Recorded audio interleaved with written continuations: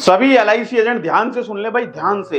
कितनी भी मेहनत कर लो आप, छुट्टी है आपकी, जितनी मेहनत करनी है कर लो, जितनी मेहनत, जितनी भी लीड लेनी है लीड भी ले लो, जितने भी लोगों से मिलना है लोगों से भी मिल लो, लेकिन फिर भी आपकी डील क्लोज नहीं होगी। दोस्तों इसका कारण है कि आपकी बॉडी लैंग्वेज, जब क्लाइंट के पास आप जाते हो, आपकी बॉडी लैंग्वेज कहीं ना कहीं ऐसा निगेटिव इंपैक्ट क्लाइंट के ऊपर छोड़ के आ जाती है, जिससे आपकी डील क्लोज नहीं होती। और आप कहते हैं कि सर मार्केट से लीड तो खरीद रहा हूं लेकिन लीड क्लोज नहीं हो रही है। यही कारण है कि आपकी बॉडी लैंग्वेज का बहुत बड़ा प्रभाव पड़ता है आपकी डील को क्लोज होने में।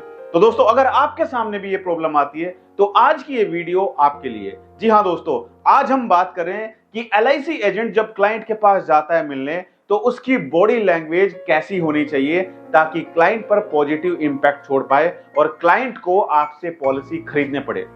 आइए शुरू करते हैं वीडियो को और समझते हैं। तो सबसे पहले दोस्तों, अगर आपने अभी तक हमारे YouTube चैनल को सब्सक्राइब नहीं किया है, चैनल को सब्सक्राइब करना मत भूलिएगा और साइड में जो बेल आइकन है उस पर क्लिक करके नोटिफिकेशन बेल को ऑल पर सेट कीजिएगा। और अगर आप हमारी वीडियो हमारे फेसबुक पेज पर देख रहे हैं, हमारे फेसबुक पेज को लाइक कीजिए और वीडियो अच्छी लगे तो वीडियो को शेयर जरूर कीजिएगा अपने एजेंट्स के साथ में। मैं जानता हूं एजेंट्स में सबसे बड़ी कमी है उनकी बॉडी लैंग्वेज। जी हाँ दोस्तों, आप किसी हाई प्रोफेशनल व्यक्ति से जाके मिलते हो तो घबरा जाते हो, बात ही नहीं हो पाती है, मुंह से आवाज ही नहीं निकलती, जैसे मुंह में दही जम गई हो। क्यों? क्योंकि ये सब कारण है बॉडी लैंग्वेज का। समझते हैं कि बॉडी लैंग्वेज हमारी किस तरीके की होनी चाहिए। तो दोस्तों बॉडी लैंग्वेज को समझने से पहले हमें समझना जरूरी है कि भाई आप लीड जो खरीद रहे हो मार्केट से, उस लीड में आप पैसा भी खर्च कर रहे हो, आप एक एक लीड का पैसा पे करते हो और वो लीड जब आपको मिलती है आप उस पर क्या खर्च करते हो? आप उस पर टेलीकॉलिंग के लिए पैसा खर्च करते हो।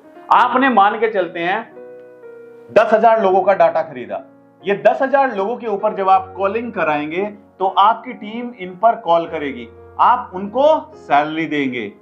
क्या देंगे? सैलरी देंगे। और अगर सैलरी देने के बाद भी आपकी जो मीटिंग हो रही है वो मीटिंग क्लोज नहीं हो रही है तो दोस्तों कहीं ना कहीं समझ लीजिए कि आपका बिजनेस लॉस में जा रहा है, यानी कि आपको कोई प्रॉफिट नहीं हो रहा है, क्योंकि आपने लीड भी खरीद ली, लेकिन लीड पर कॉलिंग भी कराई, मीटिंग भी हुई, लेकिन मीटिंग क्लोज नहीं हुई, इसलिए आपका बिजनेस लॉस में जा रहा है। तो अगर आप इंश्योरेंस में हैं तो लीड खरीदने से पहले आपको समझना जरूरी है कि लीड आपकी क्वालिटी आपकी कैसी होनी चाहिए। मैटर करता है लीड की क्वालिटी। अगर लीड की क्वालिटी अच्छी है, जेन्युइन लीड है, तो यहां से कन्वर्जन ज्यादा आएगा, और अगर लीड की क्वालिटी अच्छी नहीं है तो आप पैसा वेस्ट कर रहे हो। इसके बारे में मैं ऑलरेडी एक वीडियो बना चुका हूं कि अगर आप चाहते हैं हाई क्वालिटी लीड कैसे जनरेट कर पाएं तो आप वीडियो नीचे डिस्क्रिप्शन में क्लिक करके वहां पर वीडियो का लिंक है, वहां पर जाकर वीडियो देख सकते हैं। और दोस्तों बहुत सारे एडवाइजर हैं जिनको ये नहीं पता है कि लीड को हम कैसे जनरेट कर पाएंगे। बहुत सारे एडवाइजर जो कहते हैं कि सर हमें मार्केट से लीड नहीं खरीदनी है, हम खुद की लीड जनरेट करना चाहते हैं। तो अगर आप चाहते हैं इसके बारे में मैं एक वीडियो बनाऊं तो कमेंट में आप जी लिखिएगा, जी फॉर जनरेट। तो हम लीड को कैसे जनरेट कर पाएंगे इसके बारे में मैं आपको वीडियो बना कर दूंगा। आइए हम पहले बात करते हैं कि हमारी बॉडी लैंग्वेज कैसी होनी चाहिए। राइट, तो सबसे पहला पॉइंट है दोस्तों आपकी बॉडी लैंग्वेज में पोस्चर। इसको समझते हैं। बहुत सारे लोग होंगे जिनको पता नहीं है कि पोस्चर होता क्या है। दोस्तों समझना जरूरी है, जब आप क्लाइंट से मिलते हैं तो आपकी बॉडी लैंग्वेज कॉन्फिडेंस से भरी होनी चाहिए।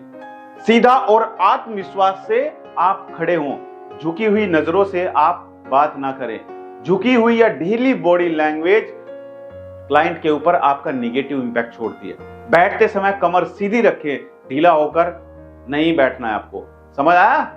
यानी कि बहुत सारे एडवाइजर क्या करते हैं, क्लाइंट के पास जाते हैं और ऐसे खड़े हो जाते हैं, ऐसे। देख रहे हो मुझे कैसे खड़ा हूं मैं? ऐसे खड़े हो जाते हैं। ऐसे क्यों नहीं खड़े हो रहे आप? बिल्कुल सीधे खड़े हुए, बिल्कुल सीधे 180 डिग्री में, बिल्कुल सीधे इस तरीके से आपको खड़े होना है। ठीक है, क्लाइंट के पास गए और बैठे कैसे? ऐसे, आगे को झुककर। आप सोफे पर बैठे हो, आगे को झुककर इस तरीके से बैठ गए। देख रहे कमर में ये है, ये आपकी कमर है, इस तरीके से आप बैठे हो। क्यों इस तरीके से बैठे हो भाई? ये कर्व क्यों बना के रखा हुआ है? इसको इस तरीके से स्ट्रेट क्यों नहीं रखा हुआ है? आपकी कमर बिल्कुल स्ट्रेट होनी चाहिए ऐसे। ये सोफा है आपका, देखो ये सोफा है, सोफे के ऊपर आप बैठे हो, अभी आप किस तरीके से बैठ रहे हो, ये कर्व बना के बैठ रहे हो आप इस तरीके से। ध्यान से समझना, अगर कोई चीज समझ नहीं आ रही तो कमेंट करके पूछ लेना, कमेंट पढ़ता हूं मैं आप सभी के, ठीक है। ये आपकी कमर है, ये आपने कर्व बना के रखा हुआ है, और आपको कैसे बैठना है, बिल्कुल सीधे बैठना है, स्ट्रेट, ठीक है। खड़े होंगे, क्लाइंट के पास जाके खड़े होंगे, कैसे खड़े होंगे, ऐसे हाथ बांध के ऐसे खड़े हो जाएंगे, ऐसे ऐसे। क्या है ये पूरा का पूरा निगेटिव इंपैक्ट है।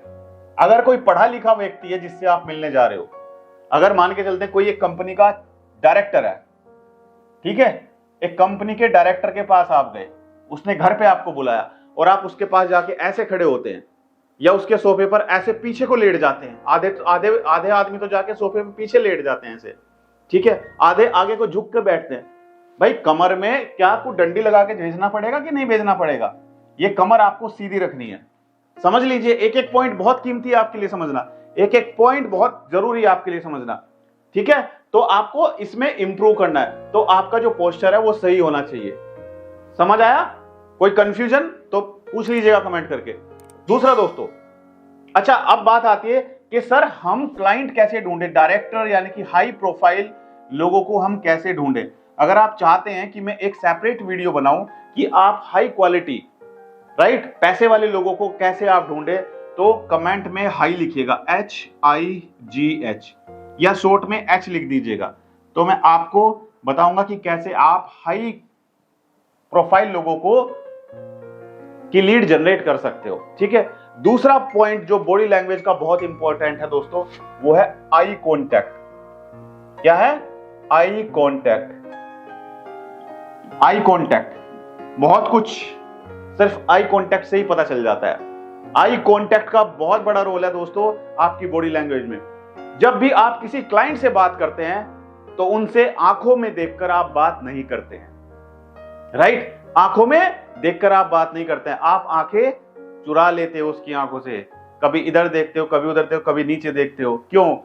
ये किसकी पहचान होती है? अरे भाई आपने कुछ अगर गलत उसको बता रहे हो तो आपकी नजरें अपने आप झुक जाएंगी, लेकिन अगर आप उसको सही बता रहे हो तो आपकी आंखें, आपकी जो आई कांटेक्ट है, ये आई आंखें है, इसकी आंखों से मैच होनी चाहिए, बिल्कुल बिल्कुल आई कांटेक्ट, आंखों में आंखें डालकर। अब ऐसा भी नहीं है कि इस तरीके से घूरे जा रहे हैं, उसे घूरे जा रहे हैं, नहीं नहीं, ऐसा नहीं करना है। आंखों में आंखें डाल के बात करिए, उसको बताइए, लेकिन थोड़ा समय अगर ज्यादा हो गया तो गैप ले सकते हैं, ऐसे पलकों को झपक सकते हैं, ठीक है। तो आंखों में देखकर बात करने से क्लाइंट को लगेगा कि आप ईमानदार और आत्मविश्वासी व्यक्ति हैं। आंखों में आंखें डालकर जब आप बात करते हैं तो इससे आपको क्या पता चलता है कि आप ईमानदार हैं। अगर कोई चोर है, कौन है? चोर, वो चोरी करके आया है, तो जब उससे बात की जाएगी तो वो क्या करता है? अपनी आंखें, क्या आंखों में डाल के बात करता है? आंखें झुका लेता है, ऐसे सर नीचे करके जवाब देता है। देता कि नहीं देता है? बताओ मुझे कमेंट करके, यस और नो। तो ये कहीं ना कहीं अगर आप ईमानदारी से क्लाइंट को समझा रहे हो, ईमानदारी से क्लाइंट को पॉलिसी समझा रहे हो, तो आपको उससे आंखों में आंखें डालकर बात करनी होगी। तीसरा दोस्तों, तीसरा है बॉडी लैंग्वेज का पार्ट, फेशियल एक्सप्रेशन। क्या है? तीसरा है फेशियल एक्सप्रेशन। समझ आया इसका मतलब? फेशियल एक्सप्रेशन, हमेशा हल्की मुस्कान के साथ क्लाइंट से मिले, यानी कि जब आप क्लाइंट से बात करेंगे तो आपका फेशियल एक्सप्रेशन, आप बोल कुछ नहीं रहे हैं, बस आप क्लाइंट के सामने बैठे हैं और ऐसे गुस्से में बैठ गए, आप ऐसे ऐसे बैठ गए, तो आपके चेहरे पे गुस्सा साफ झलक रहा है, ठीक है। और अगर आपके चेहरे पे हल्की मुस्कान होगी, स्माइल होगी, इस तरीके से हल्की स्माइल होगी, तो कहीं ना कहीं बॉडी लैंग्वेज के साथ, बॉडी लैंग्वेज का पार्ट है फेशियल एक्सप्रेशन। तो आपको हल्की मुस्कान के साथ क्लाइंट से मिलना है, उससे बात करनी है। मान के चलते हैं क्लाइंट की कोई परेशानी है, कोई टेंशन में है क्लाइंट, वो आपसे डिस्कस कर रहा है, तो उसे ध्यान से सुनना है और आपके चेहरे पर सिंपैथी होनी चाहिए। पॉइंट नंबर 4 है हैंड गेस्चर। हाथों का सही तरीके से इस्तेमाल करना है। जब आप किसी महत्वपूर्ण पॉइंट पर चर्चा करते हैं तो अपने हाथों का सही तरीके से आपको उपयोग करना है। हाथों से ज्यादा इशारे करने से बचे। ऐसा नहीं कि बार बार हाथों को ऐसे किए जा रहे हो, अरे कोई ड्रामा थोड़े चल रहा है यहाँ पे हाथों। यानी कि आपने देखा है, जब आप कोई डिस्कशन देखते हो, जब दो लोगों के बीच में डिस्कशन चल रहा है, तो कहीं ना कहीं हाथों से बहुत ज्यादा वो क्या करते हैं, एक्टिविटी करते रहते हैं। तो आपको क्या करना है, आपको हैंड गेस्चर, आपको हाथों को थोड़ा बहुत इधर उधर एक्टिविटी करते रहना है, क्योंकि ये क्लाइंट को डिस्ट्रैक्ट कर सकता है। अगर आप ज्यादा हाथों को इधर उधर घुमाएंगे, ये क्लाइंट को डिस्ट्रैक्ट कर सकता है।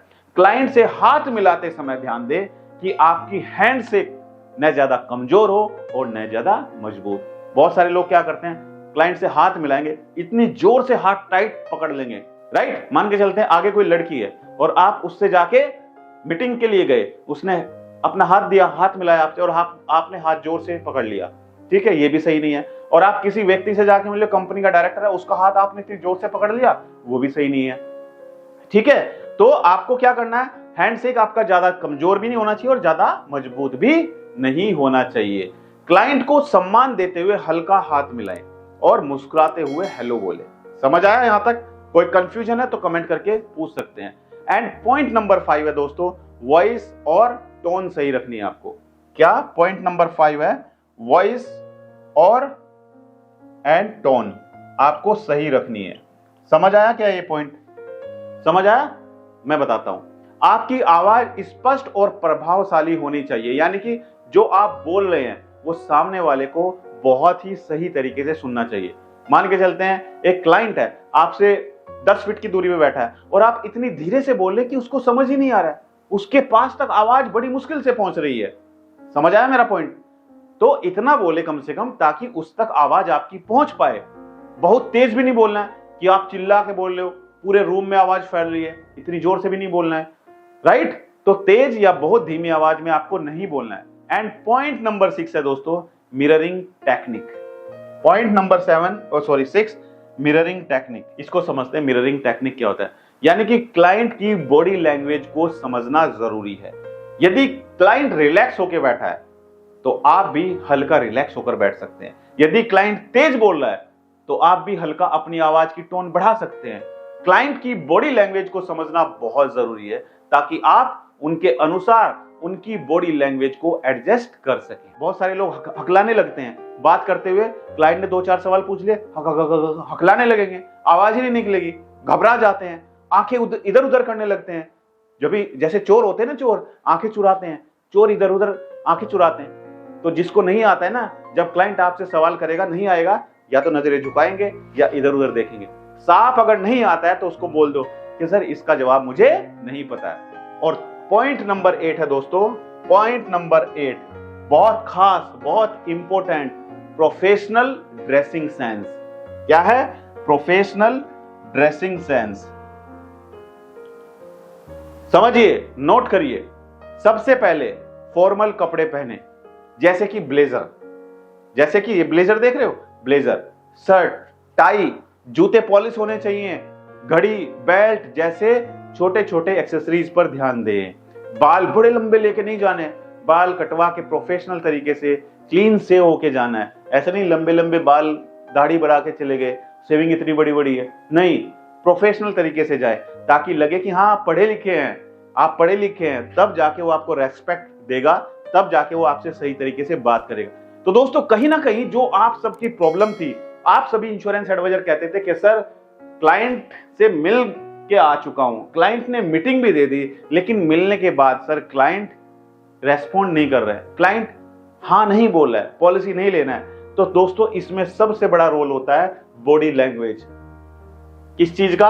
आपकी बॉडी लैंग्वेज का बहुत बड़ा रोल होता है। तो आज की इस वीडियो से मुझे लगता है कि आपको बहुत कुछ समझ आया होगा और आप आने वाले टाइम में इसे रियल लाइफ में इंप्लीमेंट भी करेंगे। क्लाइंट के पास जब जाएंगे उसको इंप्लीमेंट करेंगे और फिर मुझे बताना कि क्या इसका कोई फायदा हुआ आपको। तो दोस्तों, अगर आपको आज हमारा वीडियो अच्छा लगा तो वीडियो को जरूर आप शेयर करें अपने दोस्तों के साथ में और कमेंट में मुझे लिखकर बताएं कि आपको ये वीडियो कैसा लगा। हमारा मकसद है आपको कुछ नया देने का, हमारा मकसद है आपको MDRT बनाना, हमारा मकसद है आपकी मेहनत को कामयाब कराना। तो दोस्तों, हम लगे हुए हैं अपनी मेहनत में, आप भी सीखिए। वीडियो अच्छी लगे शेयर कीजिए, कमेंट कीजिए, कोई नई जानकारी चाहिए कमेंट कीजिए और कमेंट का रिप्लाई मैं करूंगा। मेरी शुभकामनाएं आप सभी के साथ है। बस एक कमेंट करके मुझे बता दीजिए कौन कौन तैयार हैं इस साल इंश्योरेंस में MDRT करने के लिए। मेरी शुभकामनाएं आप सभी के साथ हैं। मिलते हैं अपनी अगली एक और दिलचस्प वीडियो में, तब तक के लिए thank you so much, good bye.